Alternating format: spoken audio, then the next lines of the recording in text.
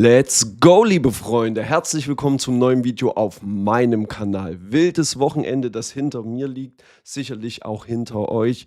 Die nächste Woche oder die laufende Woche jetzt wird richtig, richtig heiß. Aber ich bin kein Wettermoderator. Wir sehen uns den Crypto-Space an und Bitcoin tradet, nachdem Öl ordentlich gefallen ist, super stark bei 65.000 US-Dollar. Immer mehr Indikatoren zeigen Bodensignale, auch darauf gehen wir nochmal ein. Bitmart, BitMEX und kleinere andere Börsen gehen wirklich vor die Hunde.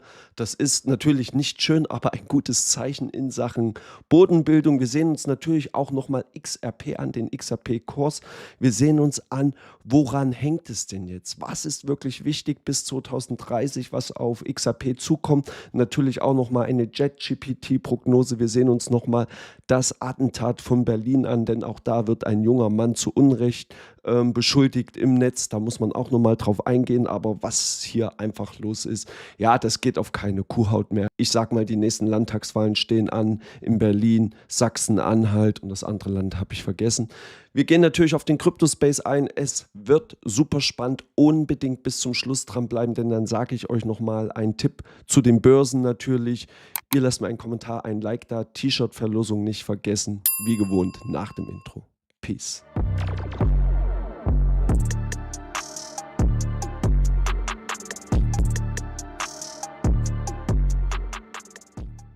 Liebe Freunde, erstmal vielen, vielen Dank. 10.300 Abonnenten über das Wochenende gekickt. Wir sind wieder 10.000. Vielen, vielen Dank. Also weiter Gas geben, weiter Abos, Kommentare dalassen, damit der Kanal noch größer wird als vorher. 65.000 beim Bitcoin.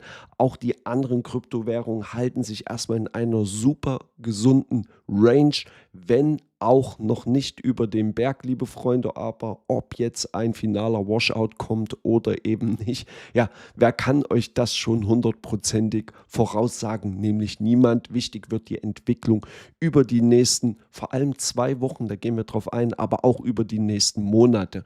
Ihr seht hier, dass wir relativ bullish beim Bitcoin unterwegs sind, auch Ethereum sehr, sehr gut unterwegs, die restlichen Kryptowährungen, alles im aktuell vorsichtig optimistischen, bullischen Bereich, möchte ich mal sagen. Und auch das Volumen auf den verschiedenen Börsen springt wieder etwas nach oben, natürlich mit der Marktsituation, aber nicht mehr und nicht weniger. Wir gehen auf die Bitcoin- bzw. Krypto-ETFs ein, die ja am Donnerstag und Freitag heftige Outflows gesehen haben. Nichtsdestotrotz haben wir in Summe noch leichte Inflows, also gerade noch so die Kurve bekommen. Der letzten Woche natürlich 33 Millionen beim Bitcoin, Ethereum mit 100 Millionen, sehr stark. XRP und Solana ungefähr bei 7 bzw. 8 Millionen US-Dollar, also erstmal ganz okay. Der Fear and Greed Index auf 29, weiter im Angstbereich, Liquidierung auch nicht der Rede wert. Natürlich ein bisschen mehr Short-Position auf dem Weg nach oben. Das dritte Quartal sieht gut aus. Ich würde mich schon fast festlegen, dass wir das positiv abschließen mit über 10% im Plus, 11,64 aktuell. Gefällt mir gut. Also da haut die Historie auf jeden Fall mal hin. Nach oft oder einen sehr schwachen Juni war der Juli dann überwiegend positiv im grünen Bereich, sehen wir jetzt auch. Die Liquidierung letzten 3 Tage übers Wochenende hinaus, obwohl Krypto ja kein Wochenende kennt, nicht viel, was sich da aufgebaut hat. Deshalb gehen wir auf die Wochenansicht, zoomen das Ganze nochmal ein bisschen größer raus und dann sieht man eben, es kann jetzt wirklich nochmal Richtung 67 oder was heißt nochmal, Richtung 67, 68, also schon fast 70.000 US-Dollar gehen.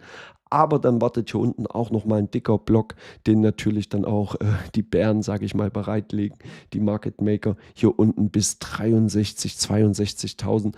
Also die 60.000er Marke sehe ich in nächster Zeit erstmal nicht in Gefahr. Da hat sich wirklich ein starker Support aufgebaut, was mir super stark gefällt. Auch hier der Ölpreis, wie gesagt, in 6 Monaten um 63% gestiegen, aber aktuell eben auch wieder stark am Fallen, weil auch die USA und der Iran erstmal ihre Kampfhandlungen eingestellt haben, zumindest erstmal kurzfristig, was dazu führt, dass Öl um 7% gefallen ist. Bitcoin geht nach oben, so soll es doch gerne sein. Immer mehr Bodensignale, OG-Wale hören auch auf, ihre Kryptos auf den Markt zu schmeißen, zumindest in Sachen Bitcoin, was immer ein gutes Signal ist.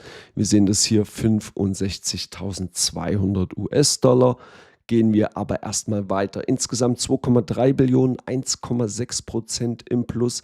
Die Marktkapitalisierung in den letzten 24 Stunden, das 24-stündige Handelsvolumen immer noch unterirdisch, 44 Milliarden US-Dollar. Der Clarity Act steht auf dem Prüfstand, denn wir haben nur noch 2 Wochen, liebe Freunde. 2 Wochen bis zur Sommerpause und dann sollte das Ding hoffentlich kommen, hoffentlich durch sein. Es wird spannend, also die nächsten 2 Wochen sowieso. Und das Ganze geht dann schon diese Woche los mit der FED-Zinsentscheidung, aber auch die japanische Zentralbank wird hier den Zinsentscheid durchführen und das könnte bzw. wird Bitcoin natürlich maßgeblich beeinflussen. Meist ist es so, wenn Kevin Walsh vor die Presse tritt, dass es erstmal einen schönen Dump gibt bei Bitcoin, denn auch super wichtig. Wir haben ja 20 Uhr unserer Zeit den Leitzinsentscheid, sollen gleich bleiben erstmal dazu, 3,75%, also unangetastet bleiben.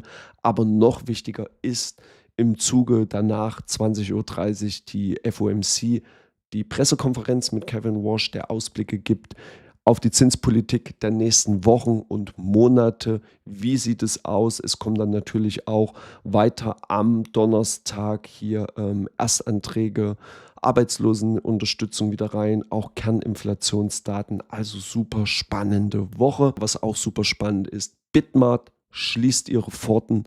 Auch BitMEX, eine der OG-Börsen, die hier wirklich alles versucht haben, aber man hat immer noch Zeit, seine Gelder dort abzuziehen. BitMEX, ja, unlängst haben die mich auch noch auf der Konferenz in Dortmund, auf der Invest in Stuttgart angesprochen, hatten wir so ein bisschen Gespräche, dealtechnisch, aber dass das dann so schnell geht, ja, so schnell kann es eben nach unten gehen auch. Was ich damit sagen wollte, über 11 Jahre und das war eine OG-Börse, was auch das Leverage Trading angeht, aber auch diese konnten jetzt diesen Bärenmarkt einfach nicht überstehen, haben Investoren gesucht, haben versucht zu verkaufen. Ja, Feierabend, liebe Freunde. Und so ist es nun mal und umso wichtiger ist es eben auch, wenn man hier noch Zeit hat und ich keine Angst machen will oder auch möchte, so große Börsen geben dir immer Zeit, deine Kryptobestände abzuziehen. Aber es kann natürlich auch mal bei kleineren Börsen anders kommen, dass auf einmal Schluss ist. Deshalb immer wichtig, not your keys, not your coins, Hardware Wallet, super spannend oder eine dezentrale Exchange. Also das nochmal als ganz wichtiger Reminder, liebe Freunde. Und wenn ihr auf der sicheren Seite Mika reguliert hier in Deutschland, in der EU unterwegs sein wollt, dann nutzt OKX. Und liebe Freunde, es sind nur noch wenige Tage, ich glaube bis 31.07., dann endet auch dieses Event. Sichere dir 400 Euro in Bitcoin und 8% auf deine Einzahlung, ob Euro, ob Krypto, völlig egal. Ihr geht dann hier drauf und dann seht ihr auch, dass ihr hier zum Beispiel melde dich an und zahle ab 10 Euro ein und sichere dir schon die erste Prämie. Oder wenn du das KYC machst, ebenso bekommst du, ich glaube, 10 oder 20 Euro obendrauf. Unbedingt OKX abchecken. Ihr habt hier, und da gehe ich immer wieder drauf ein, das ist halt super spannend, unter Handeln die Trading-Bots. Und dann geht ihr hier drüben auf Überblick. Entweder sucht ihr nach höchsten Gewinn oder nach den top kopierten Tradern. Und da seht ihr hier 960 Leute, 215 Leute haben diese Trader kopiert, weil die einfach permanent eine gute Rendite erzielen. 44%, 21%, ja, sieht wirklich sehr, sehr gut aus und das wird eben jetzt auch immer mehr und immer besser in den nächsten Wochen und Monaten. Da bin ich sicher. Der Link ist in der Videobeschreibung. Würde ich mich natürlich super drüber freuen, wenn du dich darüber anmeldest. 1,11 $ bei XRP. Ich werde auch hier nicht müde, das nochmal hervorzuheben. Das ist ein super guter Preis, auch wenn der jetzt nicht ja, nominal hoch ist oder uns super reich macht. Aber von dort zu starten für den nächsten Zyklus ist super wichtig. Wie schnell, das sind schon fast 100%, bis wir wieder auf 2 US-Dollar sind, wird dann wieder die FOMO eintreten. XRP 2 US-Dollar, Fantasiepreise, 100, $200. Das kommt dann wieder aus jeder Ecke gesprudelt im Bullrun. Ihr werdet es sehen. Und deshalb, was ich sagen will, super guter Preis. Ich denke, dass man auch hier in Richtung Boden unterwegs ist oder vielleicht noch sein wird. Vielleicht geht er auch noch mal unter einen US-Dollar, wer weiß das schon.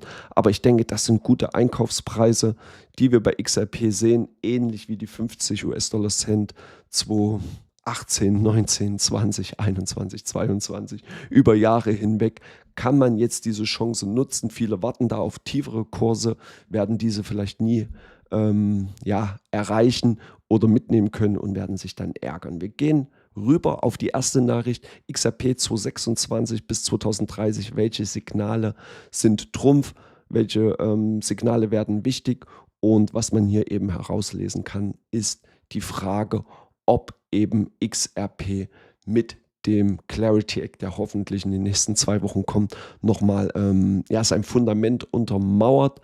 Das ist nochmal ganz, ganz wichtig. Und wichtig ist dann eben, ob sich aus diesen Fundamentaldaten auch eine anhaltende Nachfrage ergibt auf XRP. Und ich sage immer, Bitcoin muss eben erstmal vorangehen. Das Narrativ Krypto muss wiederkommen und dann werden die Top 10, Top 20 Kryptowährungen schon sehr, sehr gut steigen. Und welche Kryptowährung ich eben auch noch auf dem Schirm habe, ist eben Hyperliquid. Der wird meiner Meinung nach noch alle überraschen.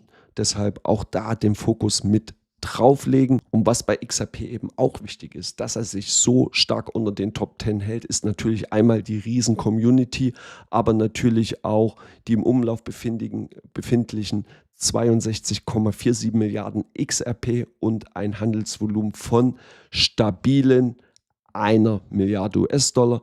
Manchmal auch ein bisschen drunter, wie aktuell 630 Millionen. Das ist wirklich etwas schwach auf der Brust. Aber Leute, wir sind immer noch im Bärenmarkt. Und die Abstimmung ist hier eben zwischen dem 27. Juli und 7. August hoffentlich dann geplant, oder hoffentlich wird die dann vollzogen, weil danach geht es dann erstmal in die Sommerpause und dann sind andere Sachen wichtig. Wäre erstmal für den Kryptomarkt, nicht nur für XRP, gar nicht schön, wenn wir jetzt in den nächsten 2 Wochen keine Einigung sehen. ChatGPT prognostiziert XRP-Kurs auf dieses Niveau bis Ende 2026 und ChatGPT ist ja nun wirklich ernst zu nehmen in Sachen Prognosen. Nein, um das auch nochmal vom Tisch zu räumen, bis zum 31. Dezember 2026 sieht ChatGPT XRP bei 1,40 $ und das halte ich doch wirklich für realistisch. Sind immerhin vom aktuellen Kurs bei rund 1,10, 30% und die nehmen wir doch gerne mit. Ja, was war hier wieder am Wochenende los? Also wirklich katastrophal. Hier dieser Anschlag auf dem CSD in Berlin und dieser junge Mann war es nun wirklich, und im Internet gehen ja auch andere Bilder rum von einem jungen Mann, der es eben nicht war, aber wir sehen uns erstmal kurz den Zugriff an.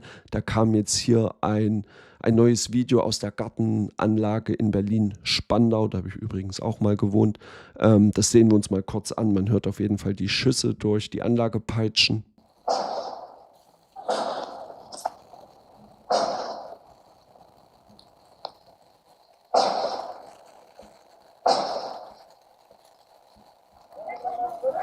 Ja, das waren auf jeden Fall 4, 5 Schüsse, die den Täter hier getroffen haben.